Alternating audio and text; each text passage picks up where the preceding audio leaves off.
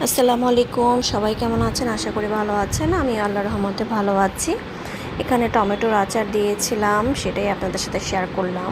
প্রথমে সরিষার তেলের মধ্যে 5 ফোড়ন দিয়ে নিলাম আর অনেকগুলো রসুন দিয়ে নিলাম। এটা দেশি রসুনটা দিয়ে নিলাম। দিয়ে এখন আমি কিছুক্ষণ লাড়াচাড়া করে নিয়েছি। তারপরে আমি এখানে শুকনো মরিচ দিয়ে দিব কিছু। শুকনো মরিচ দেওয়ার পরে এটাকে একটু ভালো করে আবারও একটু নাড়াচাড়া দিব। দেখেন, আপনাদের দেখলে আশা করি অবশ্যই ভালো লাগবে ভিডিওটা একটু লং ভিডিও। আপনারা যদি যারা পারেন তারা তো পারি না, যারা না পারেন নতুন গৃহিণী আছেন তাদের আশা করি হেল্প হবে।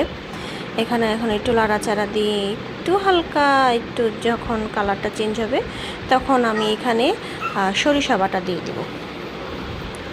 সরিষা কিছু তিতাও হয়, তিতা সরিষা অবশ্যই তিতাটা একটু চেক বুঝে কিনবেন দোকান থেকে যখন কিনবেন। যদি সরিষাটা তিতা হয় তাহলে আর এটা আচারটা আর ভালো লাগবে না।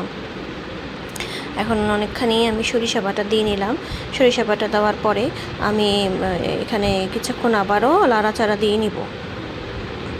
লাড়াচাড়া দিয়ে একটু হালকা একটু ভেজে নিব আর কি তেলের মধ্যে ভেজে নিয়ে তারপর আমি এখানে কিউব করে রাখা, আপনারা টমেটো যে যার মতো সাইজ করতে পারেন, এটা কোনো সমস্যা নাই। আমি এভাবে একটু সাইজ করে নিয়েছি। এখন এগুলোকে ভালো করে একটু লাড়াচাড়া গোটাগাটা দিতে দিতে আমার আচার কিন্তু হয়ে যাবে। অবশ্যই আপনারা ফার্স্ট টু লাস্ট ভিডিওটা দেখবেন, ভালো লাগবে। আর এখানে স্বাদ মতো আমি লবণ দিয়ে নিলাম। আপনারা আপনাদের স্বাদ মতো লবণ দিয়ে নেবেন। স্বাদ মতো লবণ দেওয়ার পর এখানে চিনি দিয়ে নেবেন। চিনিটা আপনাদের স্বাদ মতো, যে যেরকম মিষ্টি পছন্দ করেন সেরকমভাবেই দিবেন।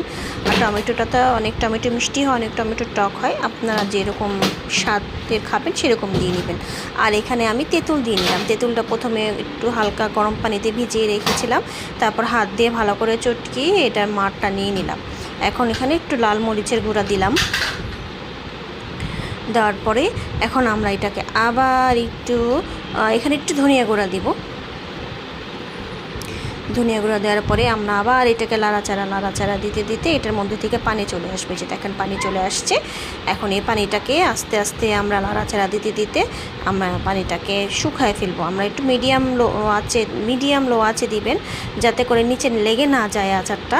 আর বারে বারে লাড়াচাড়া দিবেন। এই যে ব্যাস, আমার অনেকটাই কিন্তু আচারটা হয়ে যাচ্ছে। লাড়াচাড়া দিয়ে আমার পানিটা শুকিয়ে যাওয়ার পরে আপনারা